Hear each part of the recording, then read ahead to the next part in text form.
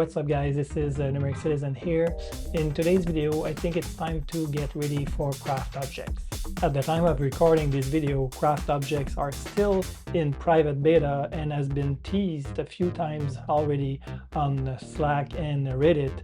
And so you might have seen those short video clips showing craft objects in action.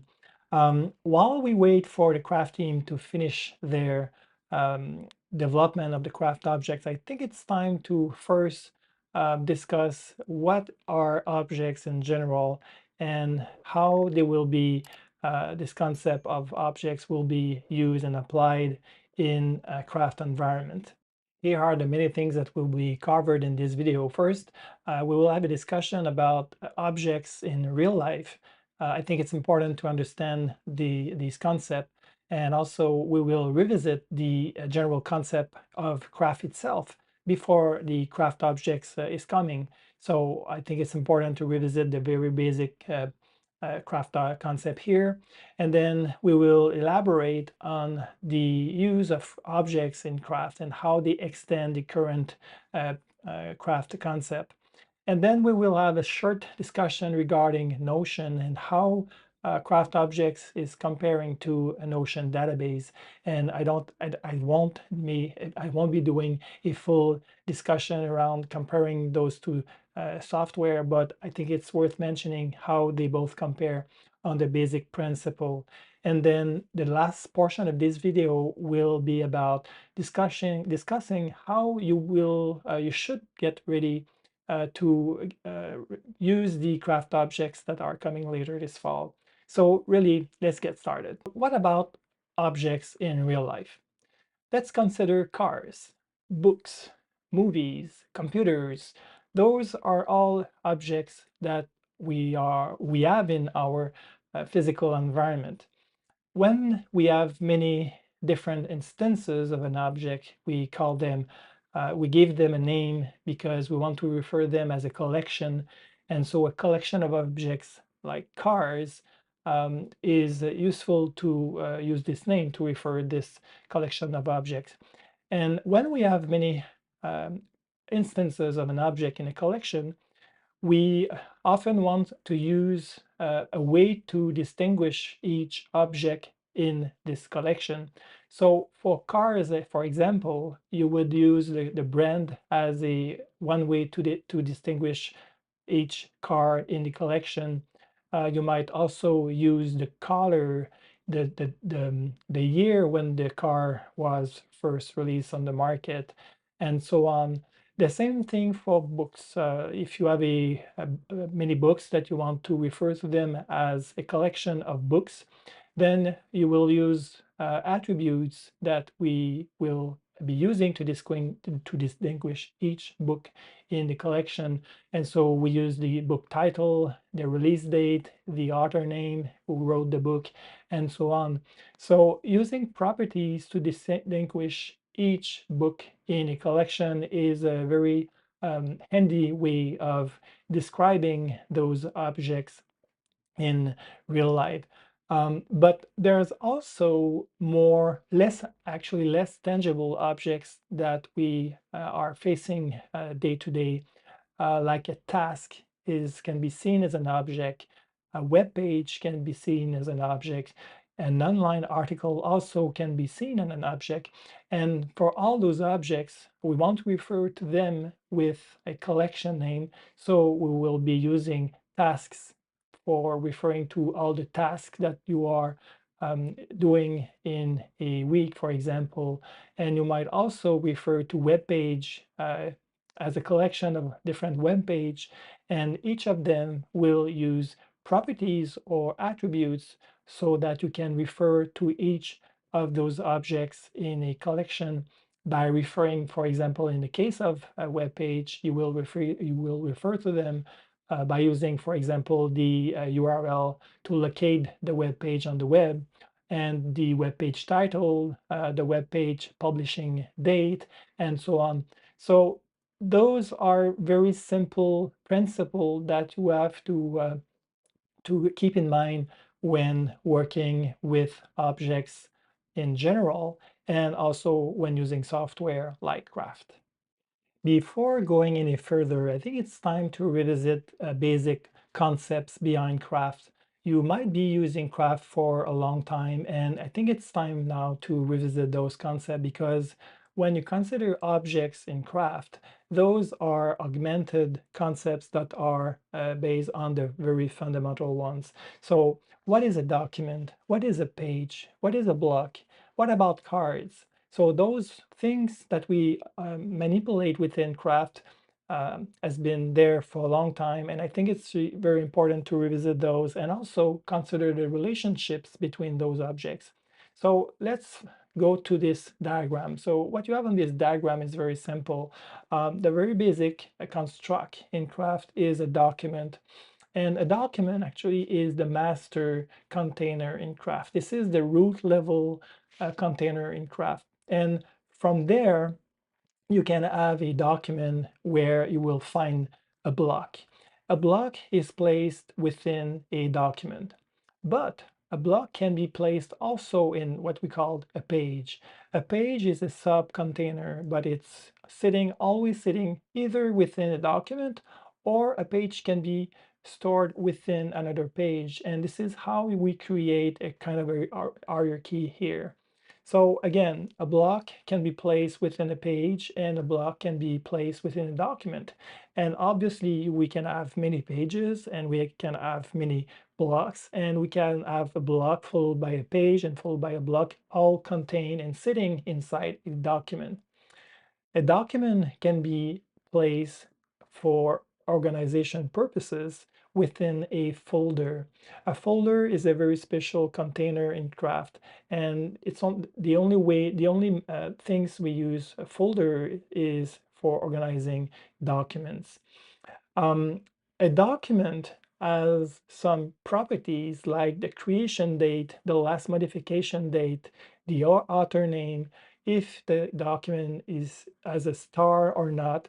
Those are properties that helps distinguish each document from each other. You can also have a title to the document. You can also have a header image to the document. Those are actually attributes to the basic document itself or the page itself. So it's really important to understand the relationship here that are kind of tying up all those objects within craft. Now, what about craft objects itself? First, you have to understand that the concept of objects in craft exists since the very beginning of the application, because actually when we are working with content within craft, actually we are manipulating some kind of objects. But now the concept is being augmented with more user exposed features. Um, and you have to understand also that the objects in craft are still being developed. And so things might change from now on until the official release of craft objects. So this is why I'm not going to show you exactly how they work within craft itself. This video is really about explaining basic concepts and so that you understand how you can take advantage of them when they are being released. So an object is some kind of construct where you can have different properties. So remember earlier in this video, I talked about real life objects like books or cars. So for them in a collection, we need to define different properties so that we can distinguish from each object instance. So let's go back to the diagram I showed you earlier. So beyond the craft document, page, and block, here's the object here, which actually is a construct where there's the user can create different field or properties that will describe an object instance. So the fields are there to characterize the objects itself. And an object can be created within a page, or it can be created within a document, or it can live by itself like a document. So when we create objects in craft, we are actually creating a definition of something that will be used to create instances of an object. So for example, if we decide to create a object definition called tasks. Though this object definition will be actually used to create different tasks so that we can manage, for example, a project. And those tasks will have a number of fields or attributes that will describe each task, like a title, a start date, an end date, a author or someone assigned to the task, and so on. So really, the concept of objects is pretty much what I just described.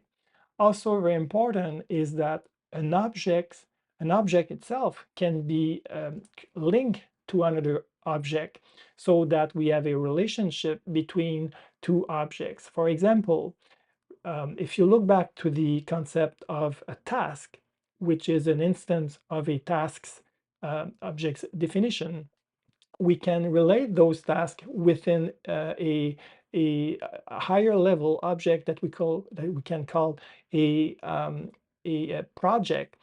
And so a project is made of many different tasks. And so there is a relationship between those two object definition.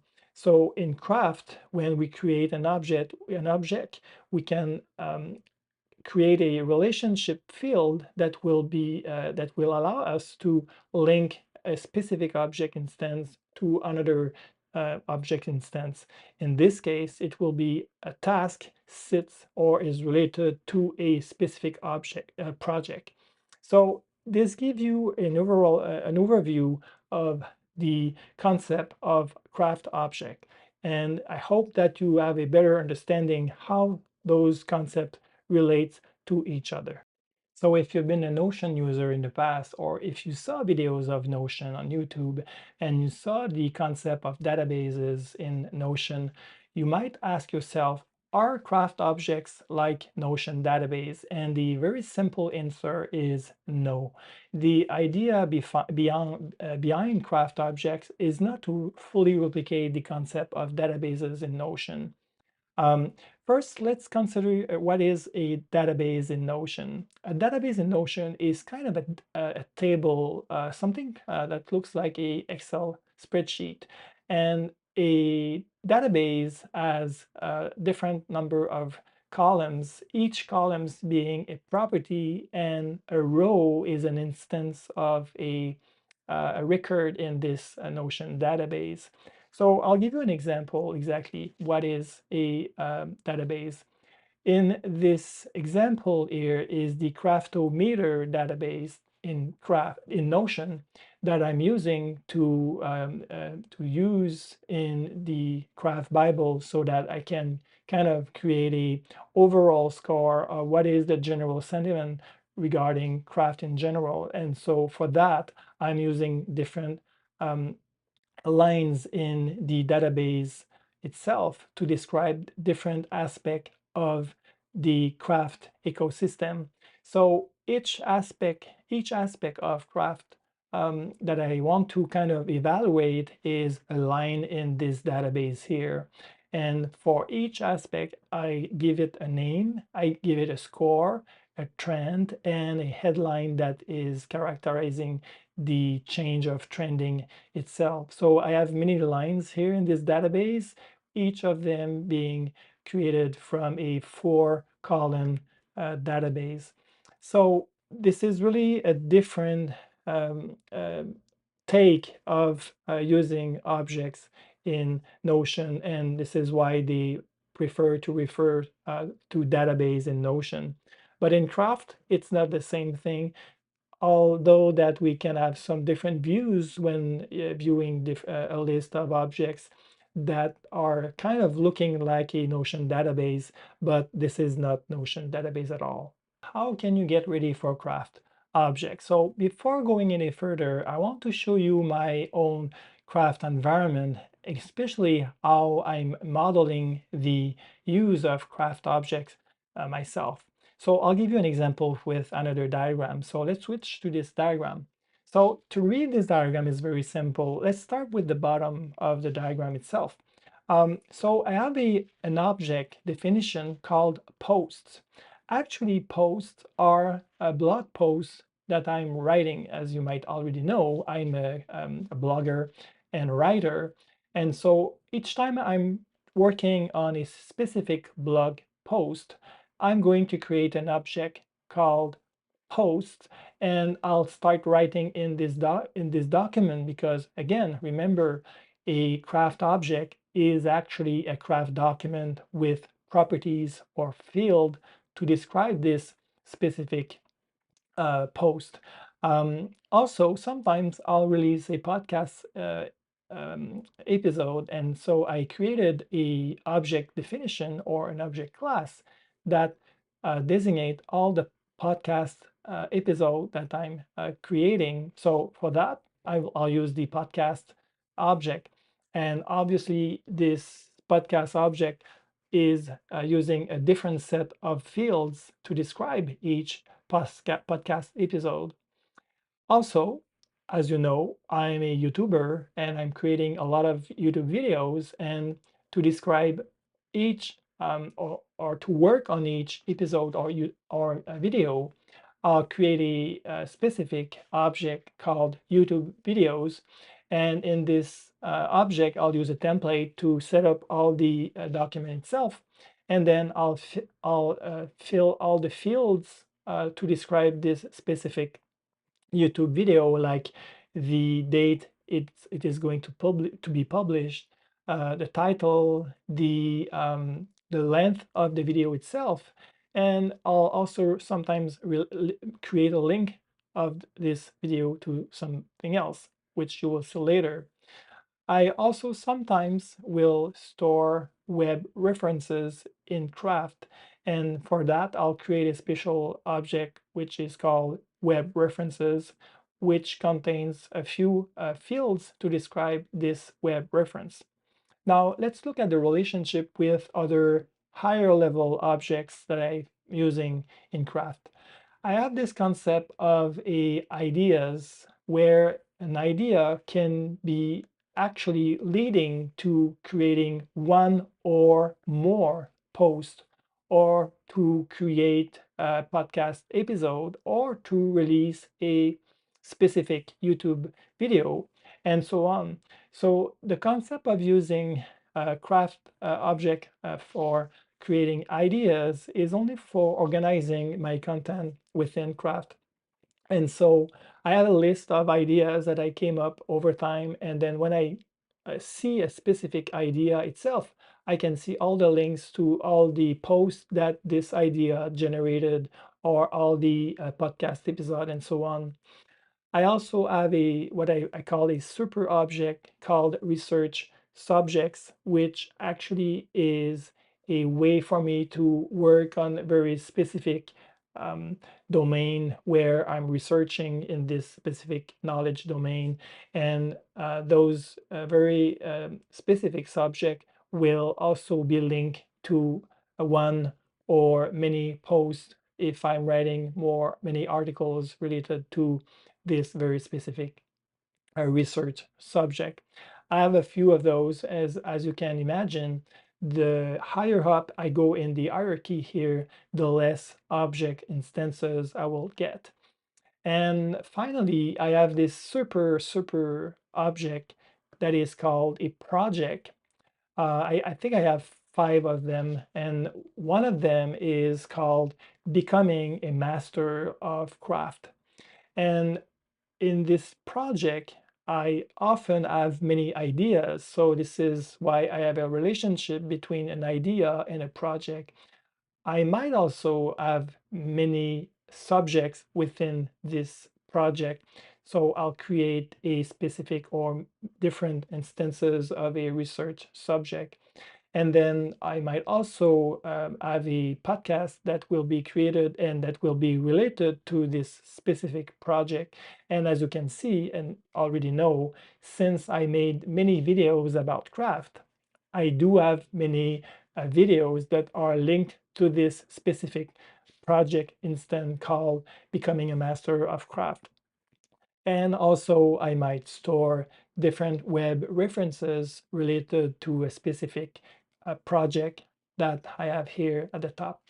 So this gives you an idea of how I kind of organize the objects within Craft since the release of the feature.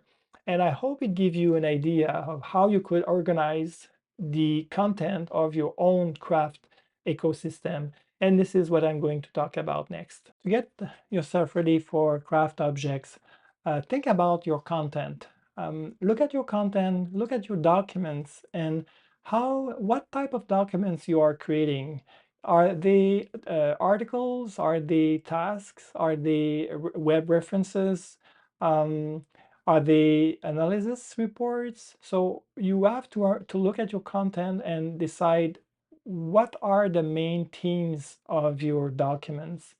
And to give you a hint is to look at your folders. If you are already organizing your documents in Craft within folders, there's a chance that those folders could in fact give you hint about possible objects that you might define um, in Craft later.